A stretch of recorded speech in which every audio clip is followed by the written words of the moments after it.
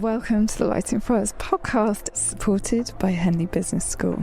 It is a warm summer's day, however, it's very overcast and I've just felt a few spots of rain. I've been listening back to this episode with Amanda Lennon, and we talk about how to be brave when we're facing difficult situations in our careers, difficult conversations, the ingredients that can help you feel more courageous and be willing to have a go and challenge yourself. We also talk about resilience and building that in our career and some interesting and different ways of doing this.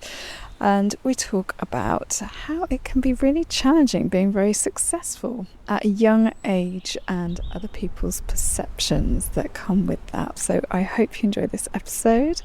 If you do, please like or share with somebody who might benefit from listening, and I shall let you sit back, relax and enjoy.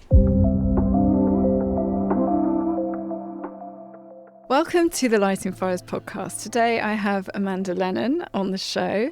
So Amanda, would you like to introduce yourself? My name's Amanda Lennon. I'm a self-employed HR consultant and employment lawyer. After a career doing senior HR and legal roles in companies, I set up my own business, Astralis HR, in 2020, and I undertake HR interim assignments primarily with big companies. I also continue to practice law through a law firm called Morali Beadle. Thank you. And you feature on the TV sometimes too? Yes, that started during lockdown. I was approached to give expert HR and employment law commentary on all things COVID, so the employment implications of furlough, deciding to have a vaccination or not have a vaccination, that type of thing. And it grew from there, really. You've got some good stories about that, but that's not what we're here to talk about today. So could we hear a little bit more about your backstory? So I originally trained as an employment lawyer, and after a few years in private practice, I decided that the law firm culture was not really for me. And I was approached to become an HR manager at the outsourcing business Mighty. When I joined them, they didn't really have an established HR function. I joined one of their biggest divisions, the engineering maintenance division, and together with someone else who joined on the same day as me as the health and safety training coordinator, we went around the business training up managers on how to do things properly, so how to have effective performance reviews, how to coach and manage, also performance manage their staff. And gradually we turned the experience of the managers around such that I put together a business case to have a small team, and then I was promoted to the board at the age of 29 and I was the only female on that board for 10 years, but it gave me a brilliant set of skills and experience. It made me really commercial, and I don't think I would have got that experience had I been in a less entrepreneurial business. That's really interesting. Thank you. And earlier on you mentioned a case where you represented Mighty in court. So would you share that?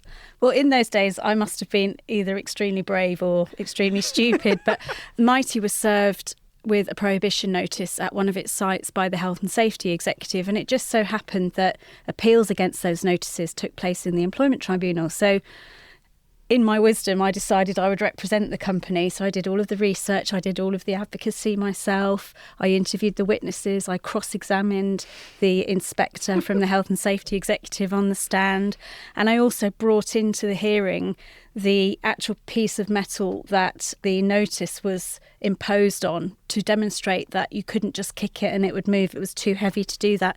And we won. So the notice was overturned. And that's the sort of experience that I got at Mighty. I also did a mediation against a large contractor, prepared for that on my own, took some preliminary advice, but very much drove our position on that, represented the company in the mediation and secured a successful outcome. The courage of youth. I love that story. And this reminds me a bit of my own experience, because I was the youngest ever person to be appointed as a senior manager at the age of 29 at Thames Water, when it was an international business in 42 countries. And I look back on the things that I did then and I'm just like, how did I have the courage at that age to do that? And I just learned so much through experience and just being thrown in at the deep end, and actually that's the best way to learn, really, isn't it? It is, absolutely. Yeah. Thank you. So we worked together a few years ago, and I've only recently told you this actually, but you were my first paying client. I didn't feel brave enough to tell you at the time because I thought, perhaps you wouldn't trust that I was going to do a good job, because I was still finishing off my master's at the time. You'd never have known, though. Oh, well, thank you. So don't sell yourself short. Thank you. I wonder if you could just share with us why you came to coaching, what it was that you were hoping to achieve. I've got 3 children, and I returned to work after each one because I really was focused on pushing ahead with my career. After my 3rd child, I returned to work and I was passed over for a promotion, which really affected me quite deeply. It would have been definitely the next stage in my career at Mighty and staying there. And I found that rejection quite difficult to deal with at the time. Yeah. Yeah, and I remember us talking about you wanting to manage your personal impact, how you influence people, being able to manage your reactions to situations. And we talked about increasing your self-confidence. I remember you saying to me that you want to feel more yourself at work as well as how you are at home as well. So I think there was quite a lot of kind of wrapped up in the coaching that we were trying to achieve.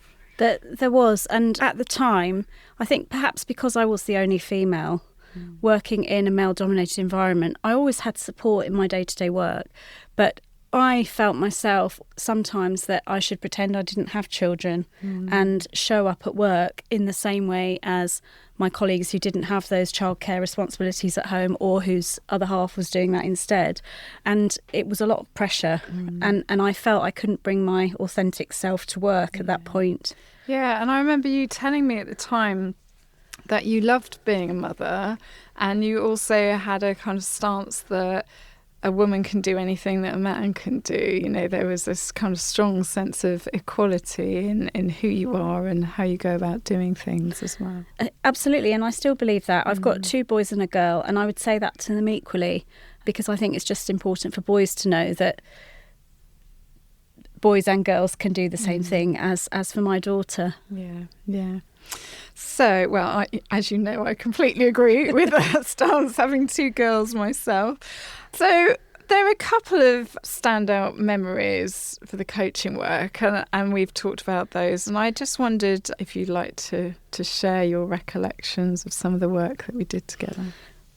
One of the things that I wanted to focus on at the time was personal impact, and as part of that, helping me keep my emotions in check when I was dealing with difficult situations or bad news. And I've learnt since then, as a result of the work that I did with you, not to take things personally. It's not personal in business.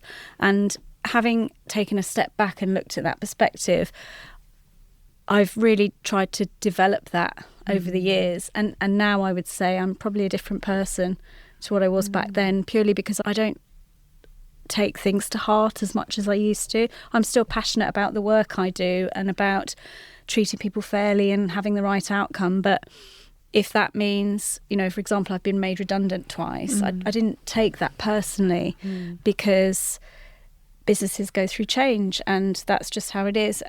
But what you need to do is keep building your resilience and think about what's next and move on. And that's what I've tried to do. Yeah, and I can see that in how you take on all these interim roles. I think you put yourself in really challenging situations all the time, new situations constantly, but you seem to be able to just step into that. And I think that's as a result of setting up my own business. Because I'm a consultant, whilst I like working with colleagues, I'm not an employee, and so I can take a bit more of a step back and a more balanced perspective. And I can also provide options and ways of resolving problems that perhaps you couldn't do if you were an employee working for a particular manager, for instance. And I've also developed a specialism in employee relations, which I was veering towards but hadn't done fully before I set my own business up. So I relish going into those difficult change situations, driving positive change, well, you might have to have difficult conversations, but making sure that everyone is treated fairly is really important to me. And those are the sort of principles that I live by in the work that I do. So you're able to bring your values into the work that you do every day. Yeah, absolutely. That's very empowering, actually, I think. So what happened in the coaching? What made a difference to you to be able to build that resilience and to have more personal impact and to not let things affect you so much? I think I felt that I had a safe space where I could be myself and share my emotions, whereas I felt like I couldn't do that at work in case I was criticised or somehow sidelined. I came to the coaching with a really open mind to try and be open with you and take the benefit from the coaching. And the only way you can coach me effectively is if I'm honest about what I'm going through. Yeah, absolutely. I mean, I think in this situation, somebody else had offered you the coaching. And I always say this to everybody: if you haven't decided to be coached and somebody else offers you a coach, you need to give your coach the permission to work with you. You've got to be ready to create change. You've got to be ready to be open and honest with yourself and the coach. Because if you don't feel comfortable allowing the coach in a little bit and to have some of the conversations, you're just not going to get that much out of it. But I felt coming into that situation with you, even the first time we met, you were really open and really honest. And I knew from day one, we can do a really brilliant piece of work together because you were completely up for it. Yeah, and I think I'd never had a coach before. So whilst I may have been your first coachee, you were my first coach, and I didn't really know what to expect, but I felt like I had nothing to lose because I felt like I was at a crossroads in my career, and you really helped me see the way ahead.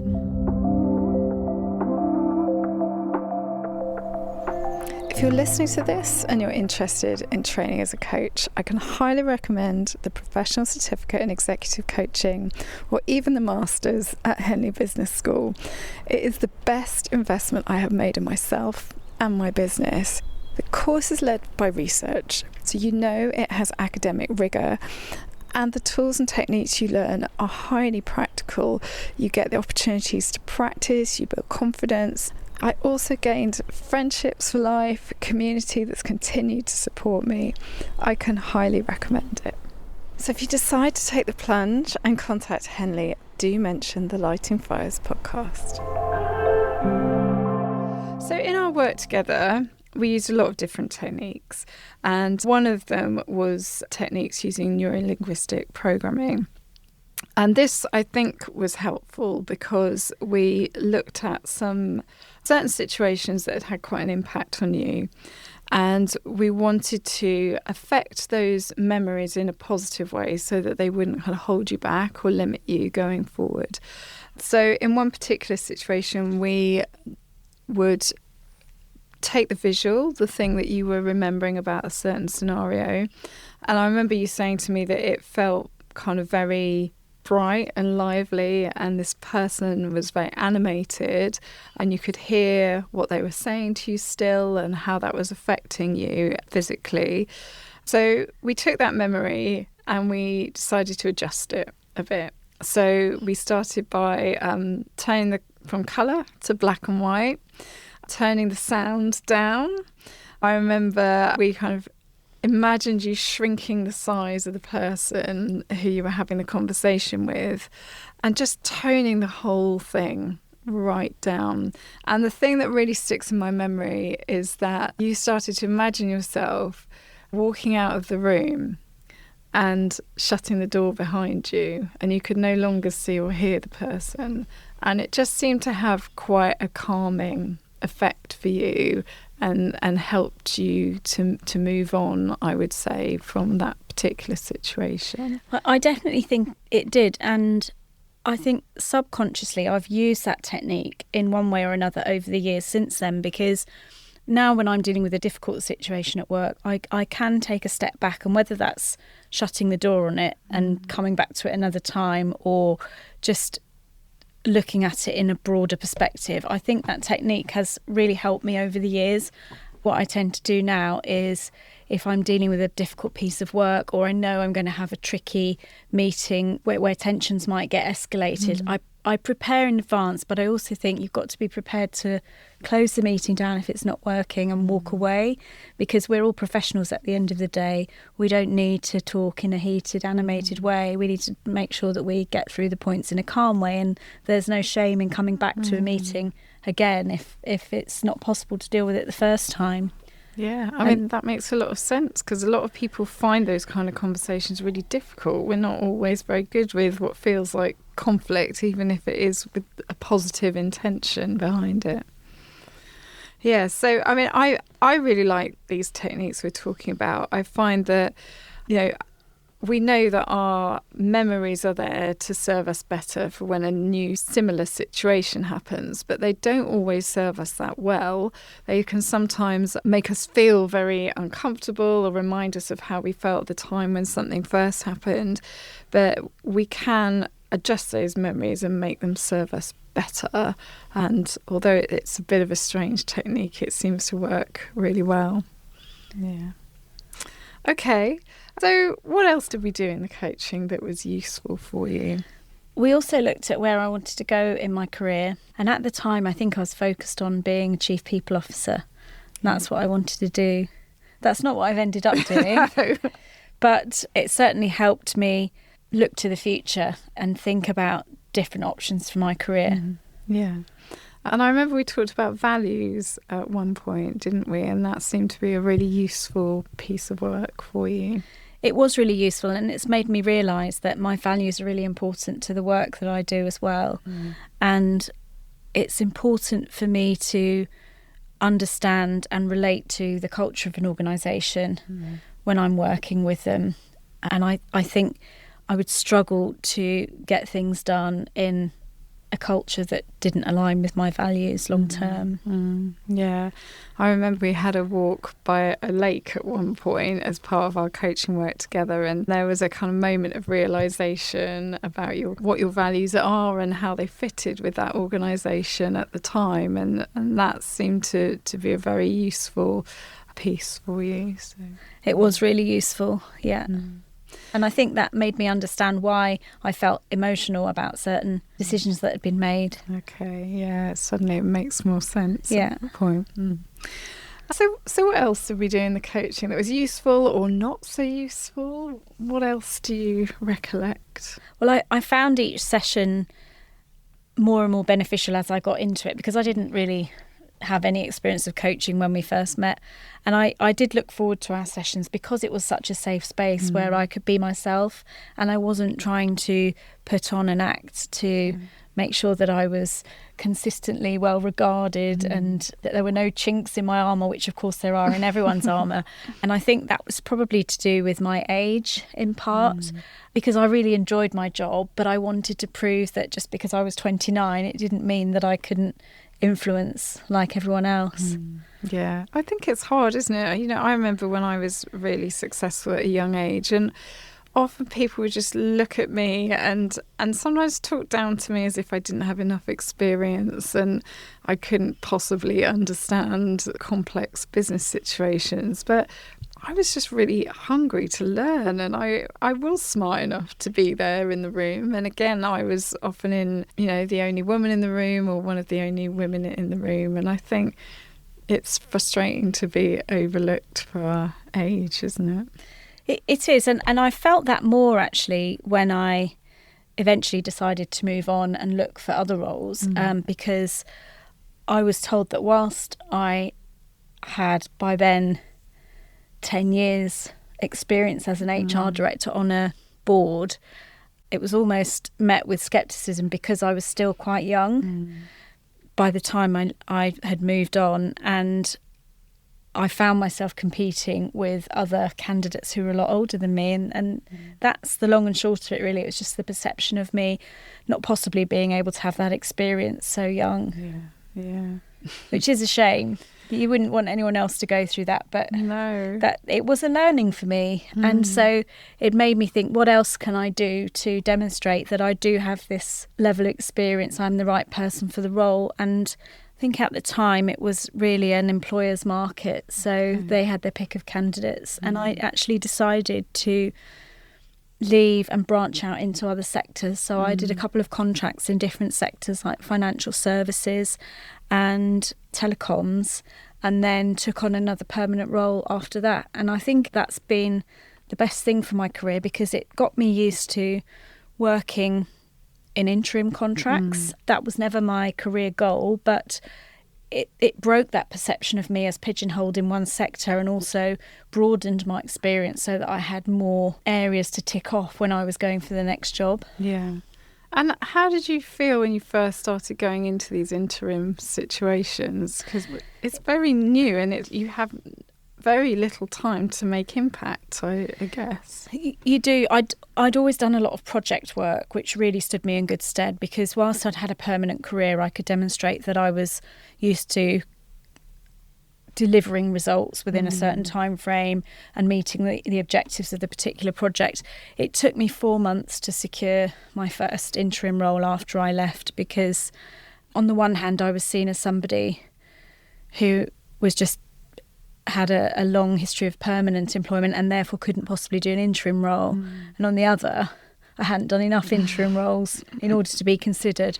So I got into a financial services business, and there I was really able to use the skills that I had developed earlier in my career from working at Mighty and it being so entrepreneurial and therefore, getting so much commercial experience. And the project that I joined was 2 years behind schedule.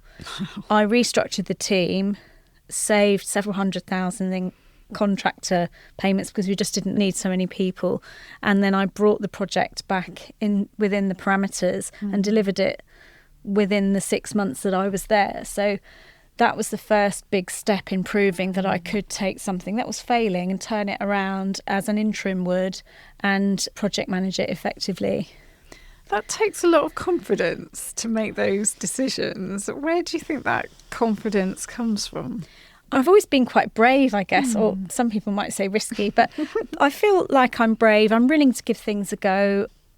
At the end of the day, if the contracting didn't work out, I'm sure there would have been a permanent role I could go back to. And I think you have to go into these things with a positive mindset that you're going to deliver because that's what you're there for, and you're only there for a finite period of time. So if you want to secure a new contract on the back of that, you have to demonstrate results in the short time available. Are you a business leader looking to grow performance or a coach looking for a system your clients will value? If so, Insights Discovery might be for you.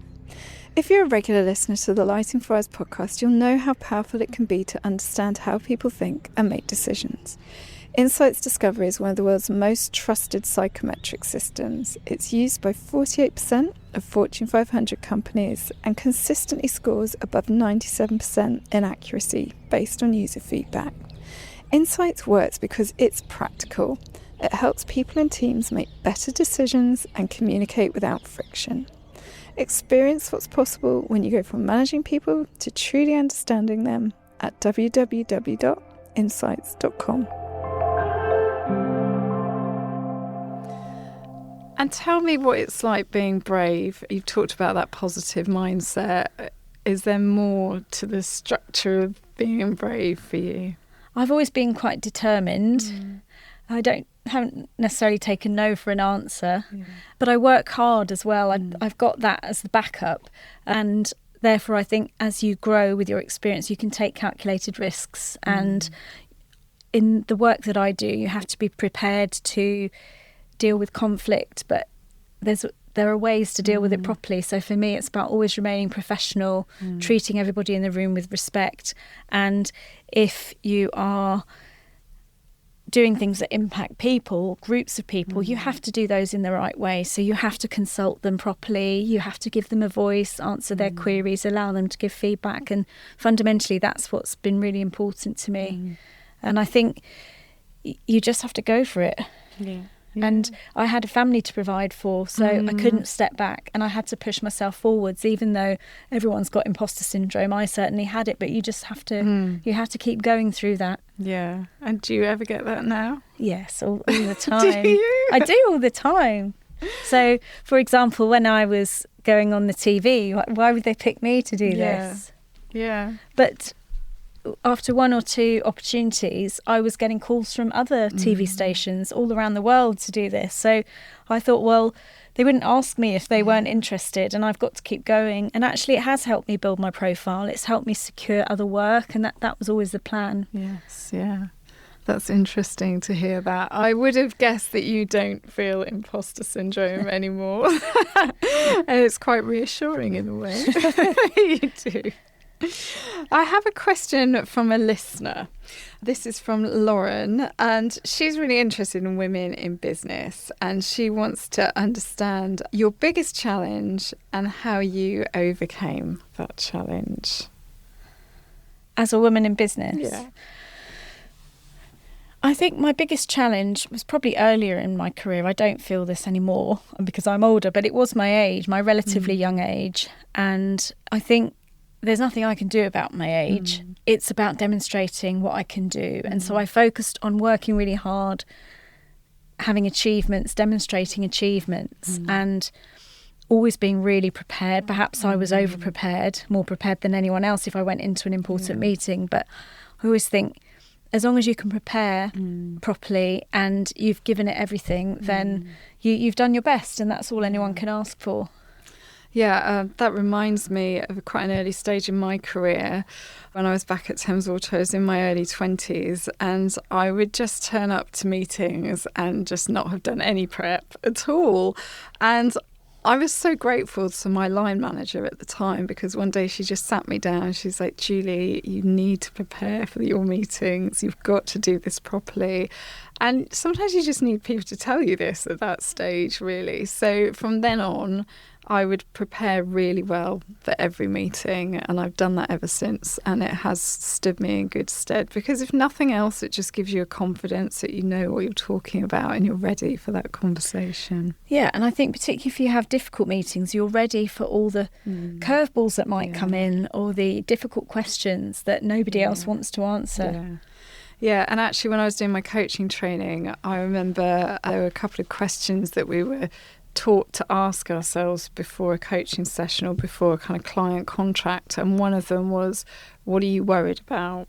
What are you worried about might come up in this coaching session or in this discussion about a piece of work? And that's been really helpful. And actually, it was quite often for me the financial contracting piece that I was more concerned about. I was more confident with my coaching skill set because I knew I had done my training. I'd done a great job at that. But I was less sure about the actual kind of negotiating and winning business. And it was just really helpful to work through my worries and think, right, now I know that that's what I'm worried about. I can figure out some options so that I can take them into the meeting and I know what I can say. Yeah, so be prepared. It's very simple, be prepared. But it works, right? So I think at this point, I'm going to get you to pick one of my surprise questions. So if you'd like to fish one out of the envelope.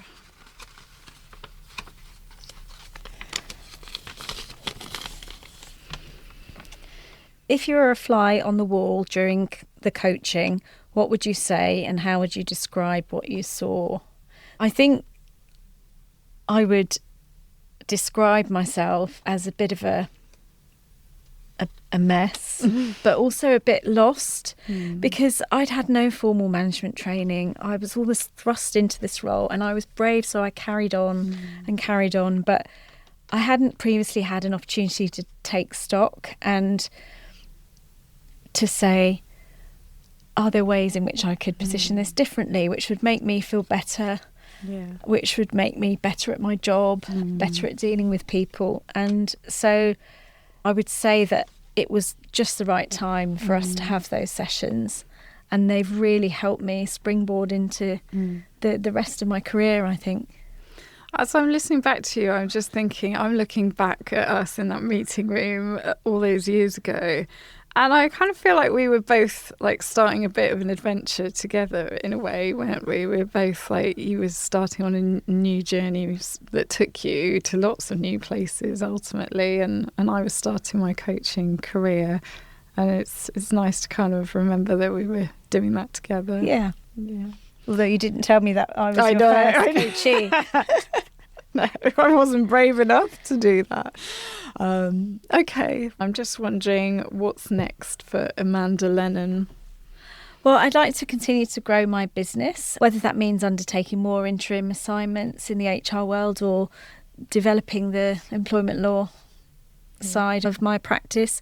But I'm enjoying life. I like the variety that I've got. I like the opportunity to work with lots of different companies across different sectors, and also the flexibility that brings for my family with being self-employed. Yeah, it's meant that I've been around for my children in a way that I didn't think was possible after having a corporate career, and I'm there for them when they need me, which has been really important. Yeah, I think you've done an amazing job of getting the balance right, actually, and it's not easy to do it. But I think if it's that important to you, you can find ways to make it work.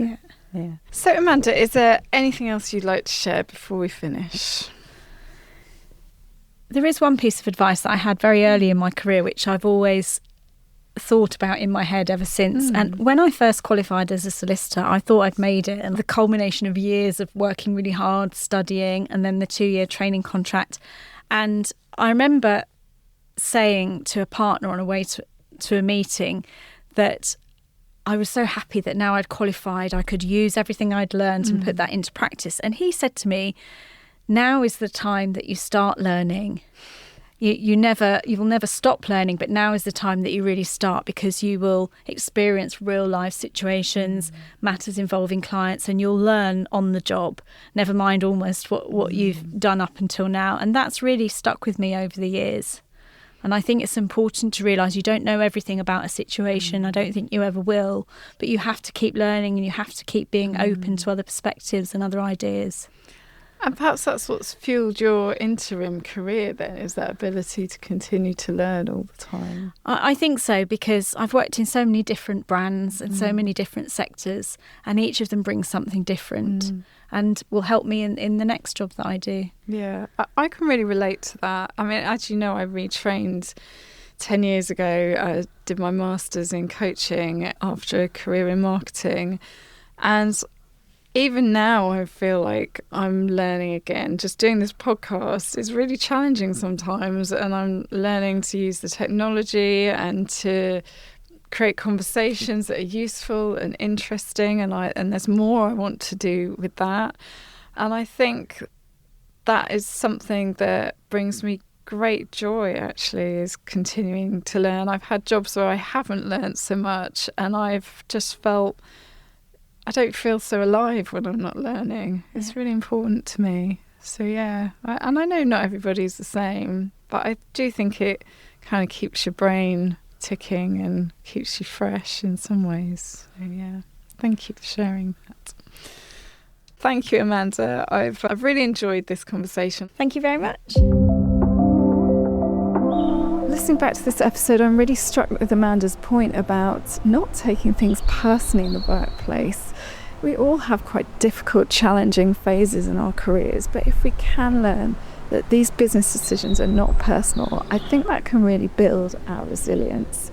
I also really like the fact that she talks about keeping on learning, being open to new perspectives and ideas, taking a positive mental attitude into the sometimes really challenging things that we do. So I hope you've enjoyed this episode, and I look forward to joining you next time.